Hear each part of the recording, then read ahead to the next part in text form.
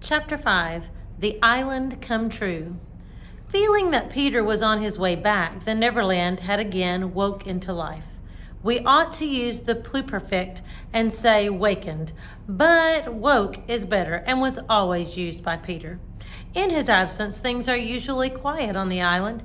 The fairies take an hour longer in the morning, the beasts attend to their young, the redskins feed heavily for 6 days and nights, and when pirates and lost boys meet, they merely bite their thumbs at each other.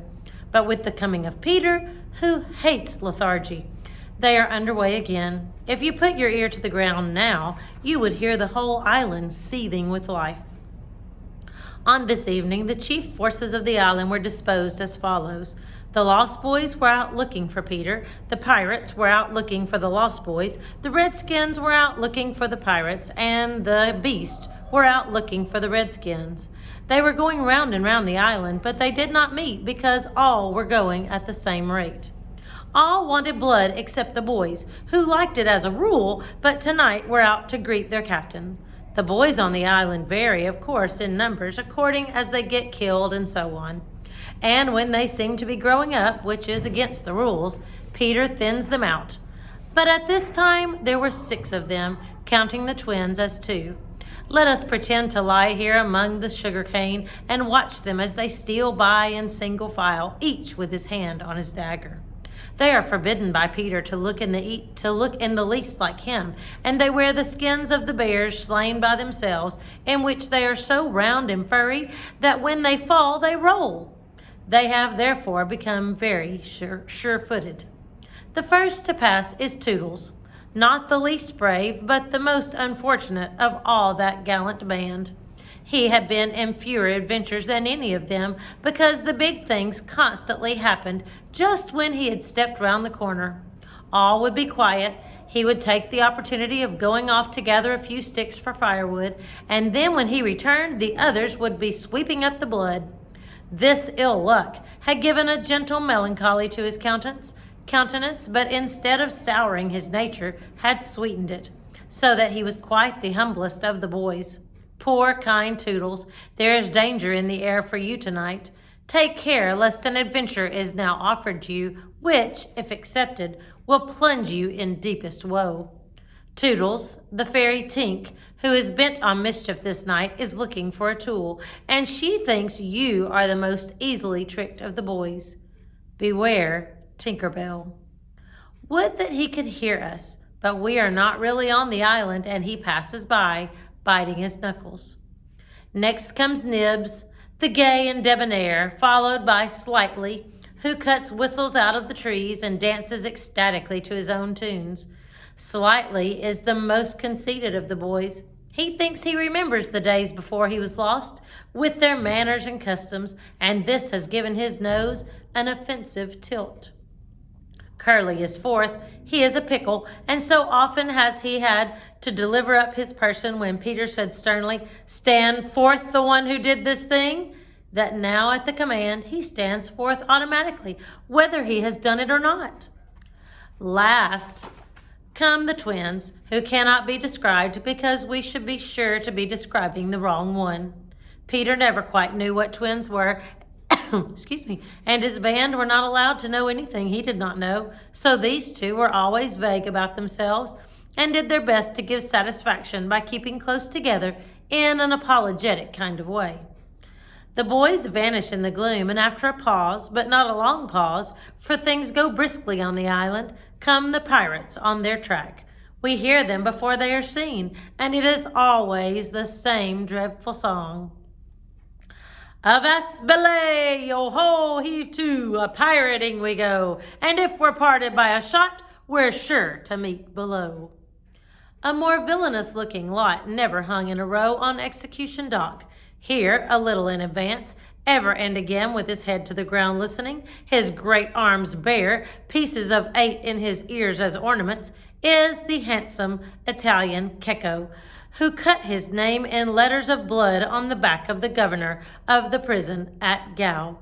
That gigantic man behind him has had many names since he dropped the one with which dusky mothers still terrify their children on the banks of the Guadalhormo.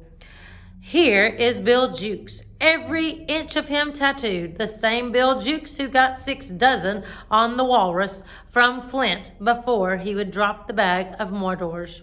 And Cookson, said to be Black Murphy's brother, but this was never proved, and Gentleman Starkey, once an usher in a public school, and still dainty in his ways of killing. And Skylights, Morgan Skylights, and the Irish Smee, an oddly genial man who stabbed, so to speak, without offense, and was the only nonconformist in Hook's crew. And Noodler, whose hands were fixed on backwards, and Robert Mullins, and Alf Mason, and many other ruffian long known and feared by the Spanish man.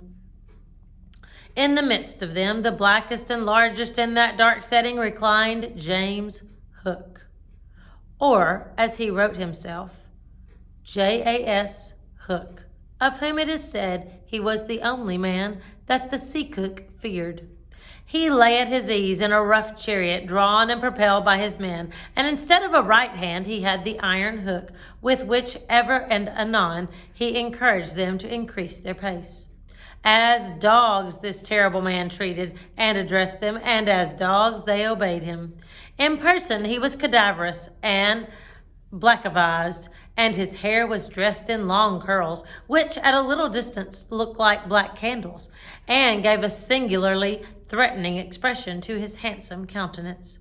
His eyes were of the blue of the forget-me-not, and of a profound melancholy, save when he was plunging his hook into you, at which time 2 red spots appeared in them and lit them up horribly.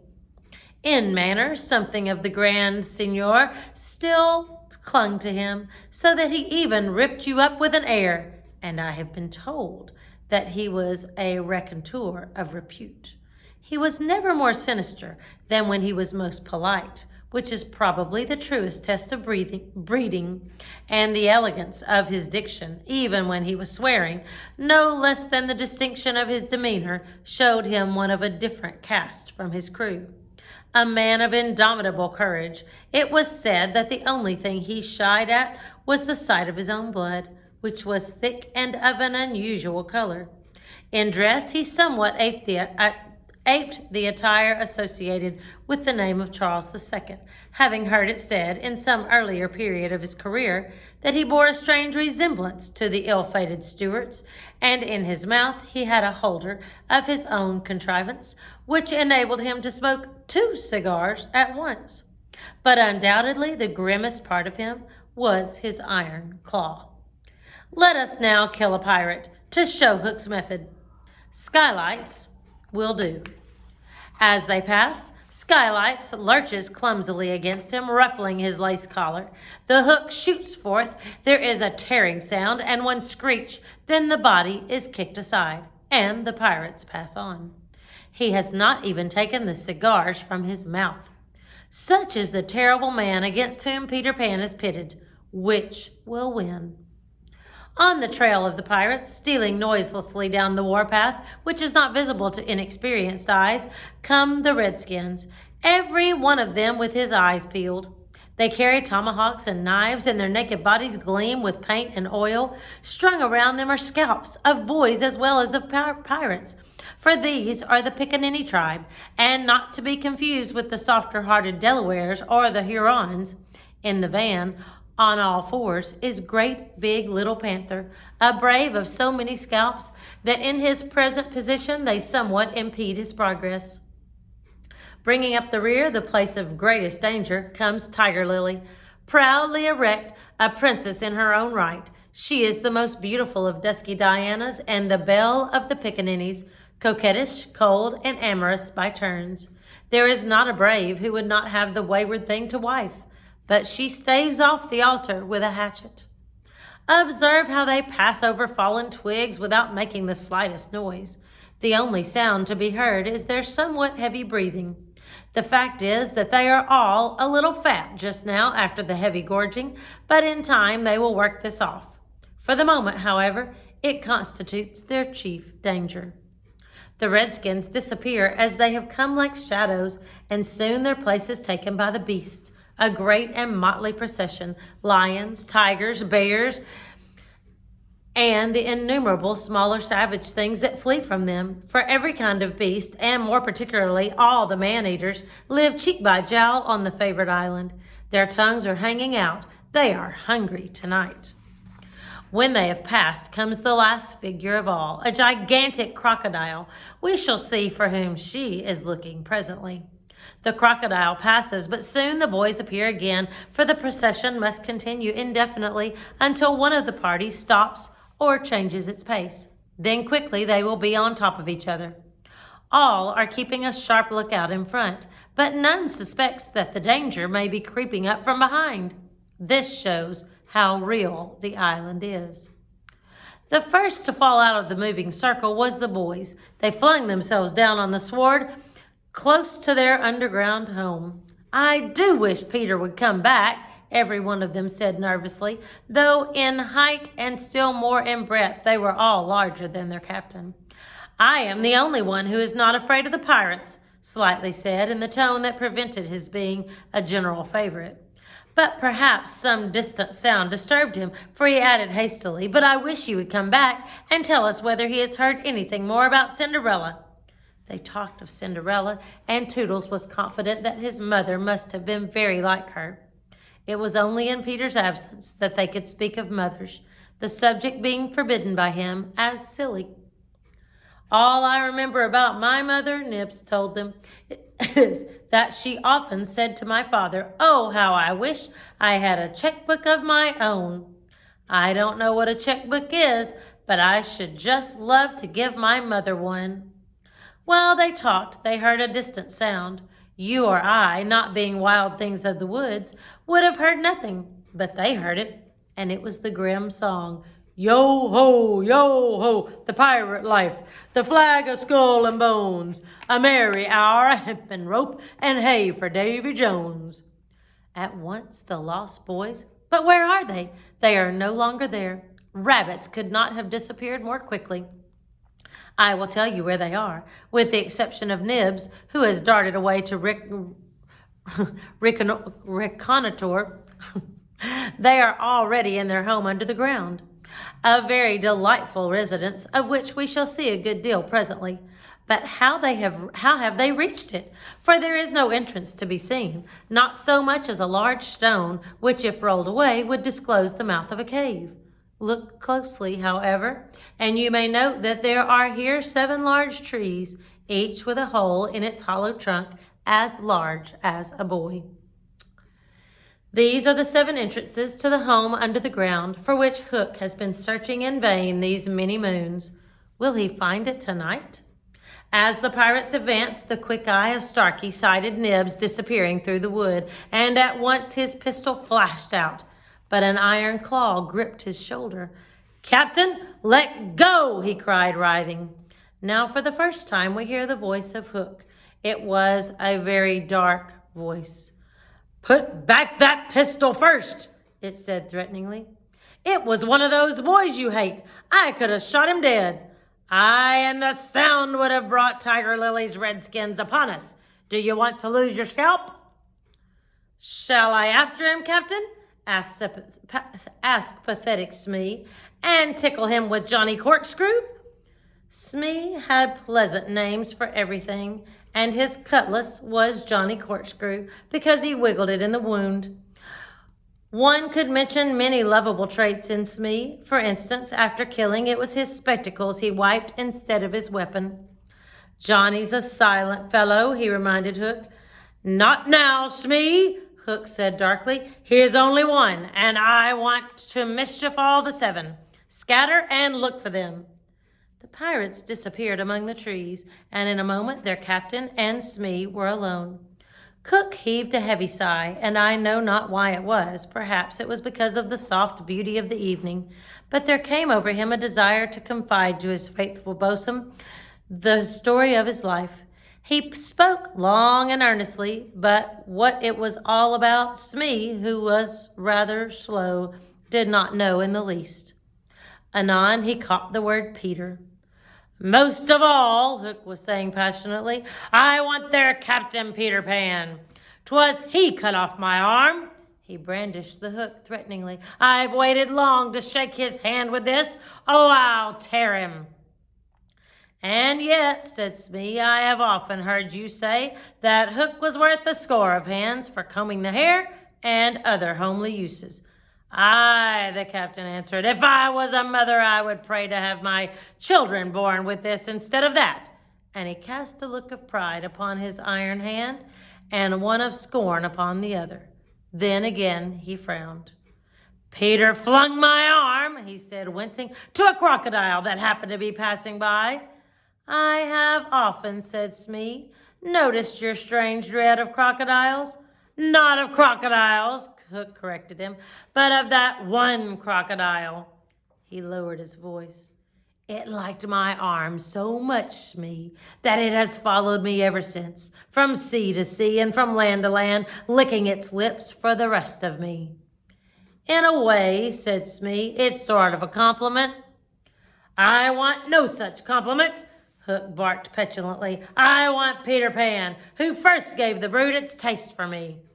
He sat down on a large mushroom, and now there was a quiver in his voice. Smee, he said huskily, that crocodile would have had me before this, but by a lucky chance it swallowed a clock, which goes tick, tick inside it, and so before it can reach me, I hear the tick and bolt. He laughed, but in a hollow way. Some day, said Smee, the clock will run down, and then he'll get you. Hook wetted his dry lips. Aye, he said, that's the fear that haunts me. Since sitting down, he had felt curiously warm. Smee, he said, this seat is hot. He jumped up. Odds bobs, hammer and tongs, I'm burning. They examined the mushroom, which was of a size and solidity unknown on the mainland. They tried to pull it up, and it came away at once, in their hands, for it had no root. Stranger still, smoke began at once to ascend. The pirates looked at each other. A chimney! They both exclaimed. They had indeed discovered the chimney of the home under the ground. It was the custom of the boys to stop it with a mushroom when enemies were in the neighborhood. Not only smoke came out of it, there came also children's voices, for so safe did the boys feel in their hiding place that they were gaily chattering. The pirates listened grimly and then replaced the mushroom. They looked around them and noted the holes in the 7 trees. Did you hear them say Peter Pan's from home? Smee whispered, fidgeting with Johnny Corkscrew. Hook nodded. He stood for a long time lost in thought, and at last a curdling smile lit up his swarthy face. Smee had been waiting for it. Unrip your plan, Captain, he cried eagerly. To return to the ship, Hook replied slowly through his teeth, and cook a large, rich cake of a jolly thickness with green sugar on it. There can be but one room below, for there is but one chimney. The silly moles had not the sense to see that they did not need a door apiece. That shows they have no mother. We will leave the cake on the shore of the Mermaid's Lagoon. These boys are always swimming about there, playing with the mermaids. They will find the cake and they will gobble it up because, having no mother, they don't know how dangerous 'tis to eat rich, damp cake. He burst into laughter, not hollow laughter now, but honest laughter. Aha! They will die! Smee had listened with growing admiration. It's the wickedest, prettiest policy ever I heard of, he cried, and in their exultation they danced and sang. Avast belay when I appear, by fear they are overtook. Naught's left upon your bones when you have shaken claws with Hook. They began the verse, but they never finished it, for another sound broke in and stilled them. There was at first such a tiny sound that a leaf might have fallen on it and smothered it, but as it came nearer, it was more distinct. Tick, tick, tick, tick, tick, tick. Hook stood shuddering, one foot in the air. The crocodile, he gasped, and bounded away, followed by his boatswain. It was indeed the crocodile. It had passed the redskins, who were now on the trail of the other pirates. It oozed on after Hook. Once more the boys emerged into the open, but the dangers of the night were not yet over, for presently Nibs rushed breathless into their midst, pursued by a pack of wolves. The tongues of the pursuers were hanging out. The baying of them was horrible. Save me, cried Nibs, falling on the ground. But what can we do? What can we do? It was a high compliment to Peter that at that dire moment their thoughts turned to him. What would Peter do? They cried simultaneously. Almost in the same breath they cried, Peter would look at them through his legs. And then, let us do what Peter would do. It is quite the most successful way of defying wolves, and as one boy they bent and looked through their legs. The next moment is the long one, but victory came quickly. For as the boys advanced upon them in a terrible attitude, the wolves dropped their tails and fled. Now Nibs rose from the ground, and the others thought that his staring eyes still saw the wolves. But it was not wolves he saw. I have seen a wonderfuler thing, he cried as they gathered round him eagerly. A great white bird. It is flying this way. What kind of bird do you think? I don't know, Nibs said, awestruck. But it looks so weary, and as it flies it moans, Poor Wendy. Poor Wendy? I remember, said Slight instantly. There are birds called Wendies. See, it comes, cried Curly, pointing to Wendy in the heavens. Wendy was now almost overhead, and they could hear her plaintive cry. But more distinct came the shrill voice of Tinker Bell. The jealous fairy had now cast off all disguise of friendship and was darting at her victim from every direction, pinching savagely each time she touched. Hello, Tink, cried the wondering boys. Tink's reply rang out, Peter wants you to shoot the Wendy. It was not in their nature to question when Peter ordered. Let us do what Peter wishes, cried the simple boys. Quick bows and arrows. All but Toodles plopped down their trees. He had a bow and arrow with him, and Tink noted it, and rubbed her little hands. Quick, Toodles, quick, she screamed. Peter will be so pleased. Toodles excitedly fitted the arrow to his bow. Out of the way, Tink, he shouted, and then he fired, and Wendy fluttered to the ground with an arrow in her chest. Wow. The next chapter is the little house. So it looks like we're going to find out what their little house looks like. I'll see you then.